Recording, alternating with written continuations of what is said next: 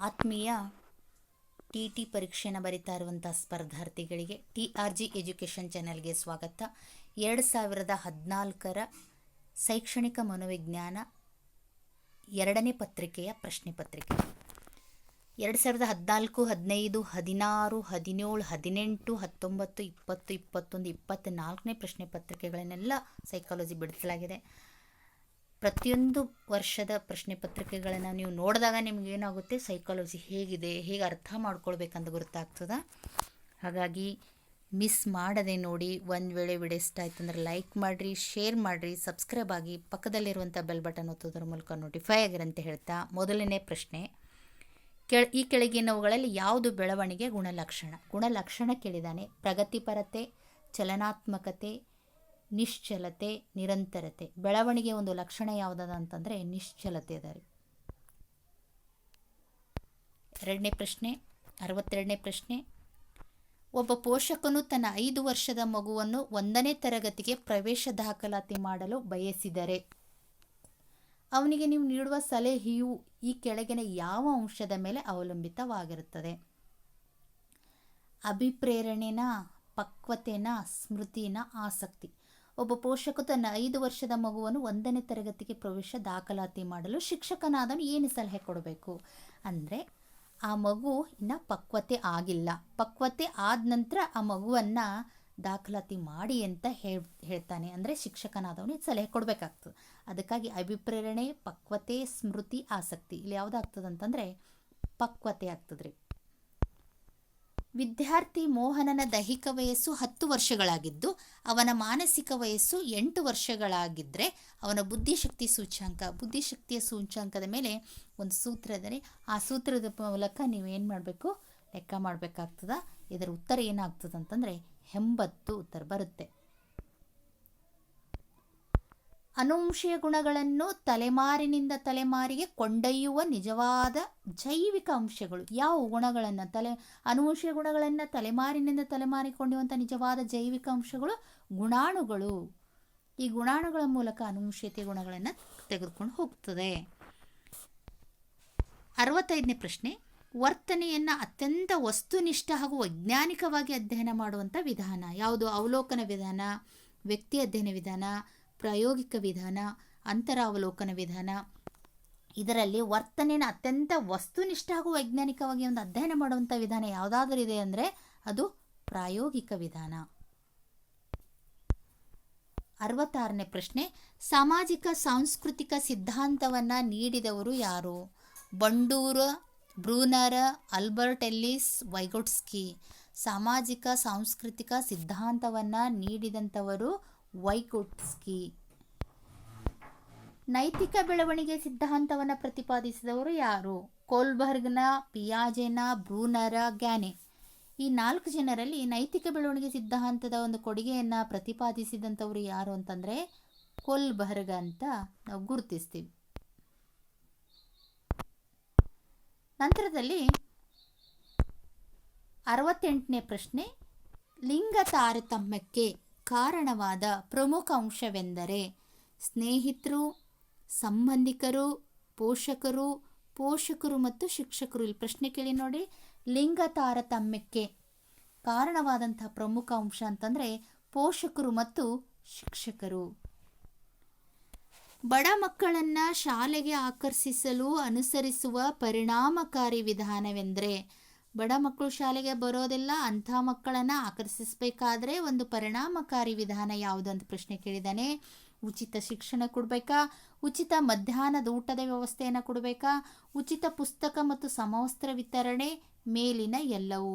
ಇಲ್ಲೇನಂದರೆ ಉಚಿತ ಶಿಕ್ಷಣ ಕೊಡಬೇಕು, ಉಚಿತ ಮಧ್ಯಾಹ್ನದ ಊಟದ ವ್ಯವಸ್ಥೆಯನ್ನು ಮಾಡಬೇಕು, ಉಚಿತ ಪುಸ್ತಕ ಮತ್ತು ಸಮವಸ್ತ್ರ ವಿತರಣೆ ಮಾಡಿದಾಗ ಮಾತ್ರ ಏನಾಗ್ತದೆ, ಮಕ್ಕಳು ಬರ್ತಾವ. ಹಾಗಾಗಿ ಇಲ್ಲಿ ಉತ್ತರ ಏನಾಗ್ತದೆ, 4ನೇದು ಅನಿಸ್ಕೊಳ್ತದೆ, ಮೇಲಿನ ಎಲ್ಲವೂ ಅಂತ ಉತ್ತರ ಆಗ್ತದೆ ರೀ. ಜಿನ್ ಪಿಯಾಜೆಯವರ ಜ್ಞಾನಾತ್ಮಕ ಬೆಳವಣಿಗೆಯ 3ನೇ ಹಂತ. ಮೊದಲನೇದು ಸಂವೇದನಾಗತಿ ಹಂತ, 2ನೇದು ಕಾರ್ಯಪೂರ್ವ ಹಂತ, 3ನೇದು ಮೂರ್ತ ಕಾರ್ಯಗಳ ಹಂತ, 4ನೇದು ಔಪಚಾರಿಕ ಕಾರ್ಯಗಳ ಹಂತ. ಹಾಗಾಗಿ ಜ್ಞಾನಾತ್ಮಕ ಬೆಳವಣಿಗೆಯ 3ನೇ ಹಂತ ಯಾವುದಂದಾಗ ಮೂರ್ತ ಕಾರ್ಯಗಳ ಹಂತ, 4ನೇದು ಔಪಚಾರಿಕ ಕಾರ್ಯಗಳ ಹಂತ ಅಂತ ಆಗ್ತದೆ ರೀ. ಶಾಸ್ತ್ರೀಯ ಕಲಿಕೆಯನ್ನು ಪ್ರತಿಪಾದಿಸಿದವರು ಪಾವ್ಲೋವ್, ಸ್ಕಿನ್ನರ್, ಥಾಂಡರ್ಲೈ, ಕೋಲ್ಹರ್. ಪಾವ್ಲೋರಿ ಶಾಸ್ತ್ರೀಯ ಕಲಿಕಾ ಸಿದ್ಧಾಂತವನ್ನು ಪ್ರತಿಪಾದನೆ ಮಾಡಿದಂಥವರು ಪಾವ್ಲೋವ್. 72ನೇ ಪ್ರಶ್ನೆ, ಸ್ಮೃತಿಯ ಪ್ರಕ್ರಿಯೆಯಲ್ಲಿನ ಹಂತಗಳ ಅನುಕ್ರಮವು ಧಾರಣೆ, ದಾಖಲೆ, ಸ್ಮರಿಸುವುದು, ಗುರುತಿಸುವುದು. ಎರಡನೇದು ದಾಖಲೆ, ಧಾರಣೆ, ಸ್ಮರಿಸುವುದು, ಗುರುತಿಸುವುದು. ಸ್ಮರಿಸುವುದು, ದಾಖಲೆ, ಗುರುತಿಸುವುದು, ಧಾರಣೆ. ಗುರುತಿಸುವುದು, ದಾಖಲೆ, ಧಾರಣೆ, ಸ್ಮರಿಸುವುದು. ಇಲ್ಲಿ ಸ್ಮೃತಿಯ ಪ್ರಕ್ರಿಯೆ ಹಂತಗಳನ್ನು ಕೊಟ್ಟಿದ್ದಾನೆ. ಅದರಲ್ಲಿ ಮೊದಲನೇ ಉತ್ತರ ಆಗ್ತದ ಧಾರಣೆ, ದಾಖಲೆ, ಸ್ಮರಿಸುವುದು, ಗುರುತಿಸುವುದು. ಹಾಗಾಗಿ ಮೊದಲನೇ ಆಪ್ಷನ್ಸ್ ಕರೆಕ್ಟ್ ಆಗ್ತದ್ರಿ ಇಲ್ಲಿ. 73ನೇ ಪ್ರಶ್ನೆ, ಬುದ್ಧಿ ಸೂಚ್ಯಾಂಕದ ಹಂಚಿಕೆಯನ್ನು ಪ್ರತಿನಿಧಿಸುವ ರೇಖೆಯು ಯಾವುದು? ಸಾಮಾನ್ಯ ಸಂಭಾವ್ಯತಾ ವಕ್ರರೇಖೆನ, ಧನಾತ್ಮಕ ವಿಷಯ ವಕ್ರರೇಖೆನ, ಋಣಾತ್ಮಕ ವಿಷಯ ವಕ್ರರೇಖೆನ, ದ್ವಿಬಹುಲಕ ವಕ್ರರೇಖೆ. ಇಲ್ಲಿ ಬುದ್ಧಿಶಕ್ತಿಯ ಸೂಚ್ಯಾಂಕದ ಹಂಚಿಕೆಯನ್ನು ನಾವು ಸಾಮಾನ್ಯ ಸಂಭಾವ್ಯತಾ ವಕ್ರರೇಖೆಯ ಮೂಲಕ ನಾವು ಏನು ಮಾಡ್ತೀವಿ? ಪ್ರತಿನಿಧಿಸ್ತೀವಿ. 74ನೇ ಪ್ರಶ್ನೆ ನೋಡೋಣ. ಜ್ಞಾನಾತ್ಮಕ ವಿಕಾಸದ ಯಾವ ಹಂತದಲ್ಲಿ ತಾರ್ಕಿಕ ಚಿಂತನೆ ಸಂಪೂರ್ಣವಾಗಿ ವಿಕಾಸಗೊಳ್ಳುತ್ತದೆ? ಇಲ್ಲಿ ಪ್ರಶ್ನೆ ಹೆಂಗೆ ಕೇಳಿದ ನೋಡ್ರಿ, ನಿಮ್ಗೆ ಕನ್ಫ್ಯೂಸ್ ಮಾಡ್ತಾನೆ. ಸಂವೇದನಾಗತಿ ಹಂತ, ಮೂರ್ತ ಕಾರ್ಯಗಳ ಹಂತ, ಔಪಚಾರಿಕ ಕಾರ್ಯಗಳ ಹಂತ, ಕಾರ್ಯಪೂರ್ವ ಹಂತ. ಇಲ್ಲಿ ಜ್ಞಾನಾತ್ಮಕ ವಿಕಾಸದ ಯಾವ ಹಂತದಲ್ಲಿ ತಾರ್ಕಿಕ ಚಿಂತನೆ ಸಂಪೂರ್ಣವಾಗಿ ಮೂಡುವುದು ಮೂರ್ತ ಕಾರ್ಯಗಳಲ್ಲಾದರೆ ಸಂಪೂರ್ಣವಾಗಿ ವಿಕಾಸಗೊಳ್ಳುವುದು ಔಪಚಾರಿಕ ಕಾರ್ಯಗಳ ಹಂತದಲ್ಲಿ. ಪ್ರಶ್ನೆ ಸ್ವಲ್ಪ ಸೂಕ್ಷ್ಮವಾಗಿ ಓದಬೇಕಾಗ್ತದ, ನಿಮ್ಗೆ ಕನ್ಫ್ಯೂಸ್ ಆಗ್ತದ. ಮೂಡ್ತದ ತಾರ್ಕಿಕ ಚಿಂತನೆನ ಮೂಡುವಂಥ ಹಂತ ಒಂದು ಔಪಚಾರಿಕ ಕಾರ್ಯಗಳ ಹಂತ, ಮೂರ್ತ ಕಾರ್ಯಗಳ ಹಂತ. ಆದರೆ ಸಂಪೂರ್ಣವಾಗಿ ವಿಕಾಸಗೊಳ್ಳುವ ಹಂತ ಯಾವುದಂತಂದರೆ ಔಪಚಾರಿಕ ಕಾರ್ಯಗಳ ಹಂತ ಅಂತ ನಾವಿಲ್ಲಿ ಗುರುತಿಸ್ತೀವಿ. 75ನೇ ಪ್ರಶ್ನೆ ನೋಡಿ, ತರುಣರ ಸಾಮಾಜಿಕ ವಿಕಾಸಕ್ಕೆ ಉದಾಹರಣೆ ಎಂದರೆ ಸಾಹಸ ಪ್ರವೃತ್ತಿನ, ಗುಂಪು ರಚನೆನ, ಲೈಂಗಿಕ ಆಸಕ್ತಿ, ವಿಮರ್ಶಾತ್ಮಕ ಸಾಮರ್ಥ್ಯ. ತರುಣರ ಸಾಮಾಜಿಕ ವಿಕಾಸಕ್ಕೆ ಉದಾಹರಣೆ ಎಂದರೆ ಗುಂಪು ರಚನೆ. ಗುಂಪು ರಚನೆ ಮೂಲಕ ತರುಣರ ಸಾಮಾಜಿಕ ವಿಕಾಸಕ್ಕೆ ಉದಾಹರಣೆಯಾಗಿದೆ ಅಂತ ನಾವಿಲ್ಲಿ ಗುರುತಿಸ್ತೀವಿ. ನಂತರದ ಪ್ರಶ್ನೆ ನೋಡೋಣ.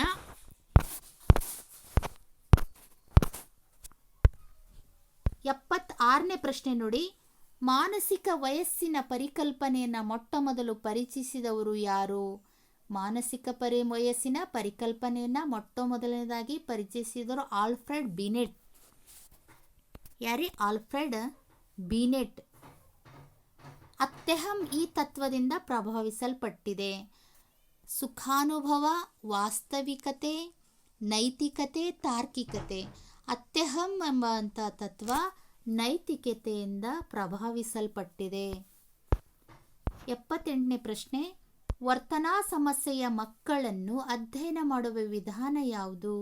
ಅಂತರಾವಲೋಕನ, ಪ್ರಾಯೋಗಿಕ ಪದ್ಧತಿ, ವೀಕ್ಷಣೆ, ವ್ಯಕ್ತಿ ಅಧ್ಯಯನ. ಬಹಳಷ್ಟು ಇಂಪಾರ್ಟೆಂಟ್ ರೀ ಪ್ರಶ್ನೆ, ಪ್ರತಿಯೊಂದು ಪೇಪರ್ನಲ್ಲಿ ಬರುವಂಥದ್ದು.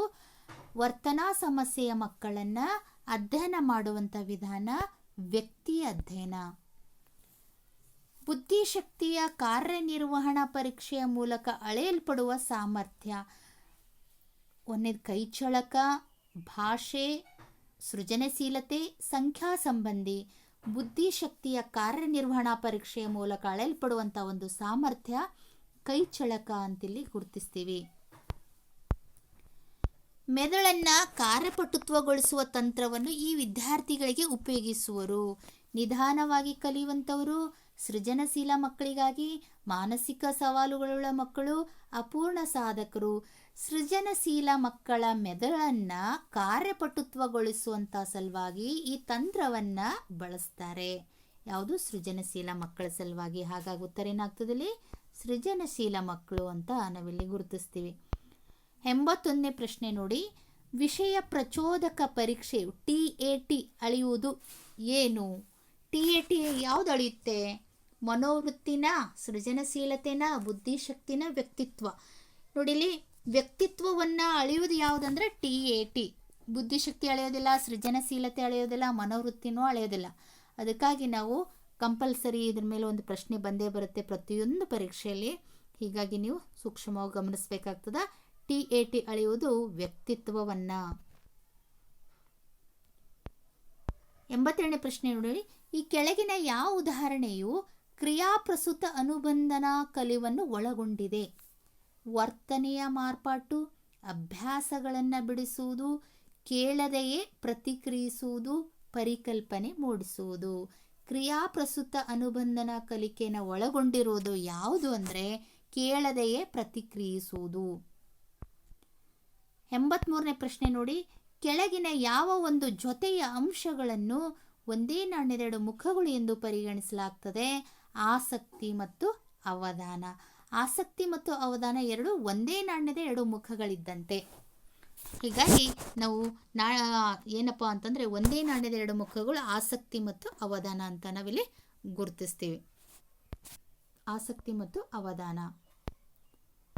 ನಂತರದ ಪ್ರಶ್ನೆಯನ್ನು ನಾವು ತೆಗೆದುಕೊಂಡಾಗ 84ನೇ ಪ್ರಶ್ನೆ ನೋಡಿ, ಸೈಕಲ್ ಕಲಿಕೆಯು ಈ ಕೆಳಗಿನ ಯಾವ ಕಲಿಕಾ ವಿಧಾನಕ್ಕೆ ಉದಾಹರಣೆಯಾಗಿದೆ? ಸೈಕಲ್ ಕಲಿಯುವುದು ಶಾಸ್ತ್ರೋಕ್ತ ಕಲಿಕೆನ, ಕ್ರಿಯಾಜನ್ಯ ಕಲಿಯು, ಒಳನೋಟ ಕಲಿಯು, ಪ್ರಯತ್ನ ಪ್ರಮಾದ ಕಲಿಯು. ಸೈಕಲ್ ಕಲಿಕೆ ಅನ್ನುವಂಥದ್ದು ಹೆಂಗದಪ್ಪ ಅಂತಂದರೆ ಥಾಂಡ್ರೈಕ್ರವರ ಪ್ರಯತ್ನ ಪ್ರಮಾದ ಕಲಿಕೆಯನ್ನು ಒಳಗೊಂಡಿರುವಂಥದ್ದು. ಹಾಗಾಗಿ ಇದಕ್ಕುತ್ತರ 4ನೇದು. 85ನೇ ಪ್ರಶ್ನೆಯನ್ನು ತೆಗೆದುಕೊಂಡಾಗ, ಒಂದು ಯಂತ್ರವನ್ನು ರಿಪೇರಿ ಮಾಡುವ ತಂತ್ರವು ಒಂದು ಕಾರನ್ನು ಓಡಿಸಲು ನೆರವಾಗುವುದಿಲ್ಲ. ಇದು ಯಾವ ರೀತಿಯ ಕಲಿಕೆಯ ವರ್ಗಾವಣೆ? ನೋಡಿ, ಒಂದಕ್ಕೆ ಮತ್ತೊಂದಕ್ಕೆ ಹೆಲ್ಪ್ ಆತಂದರೆ ಋಣ ಅಂತ, ಧನಾತ್ಮಕ ಅಂತ ಕರಿತೀವಿ. ಇಲ್ಲವ ಏನು ಕೇಳೋಣ, ಒಂದು ಯಂತ್ರದರಿ ರಿಪೇರಿ ಮಾಡುವ ತಂತ್ರವು ಒಂದು ಕಾರನ್ನು ಓಡಿಸಲು ನೆರವಾಗುವುದಿಲ್ಲ ಅಂತಂದರೆ ಇದು ಶೂನ್ಯ ವರ್ಗಾವಣೆ ಅಂತ ನಾವು ಗುರುತಿಸ್ತೀವಿ. ಕಲಿಕೆಯಲ್ಲಿ ಬರುತ್ತೆ ಇದು ಶೂನ್ಯ ವರ್ಗಾವಣೆ.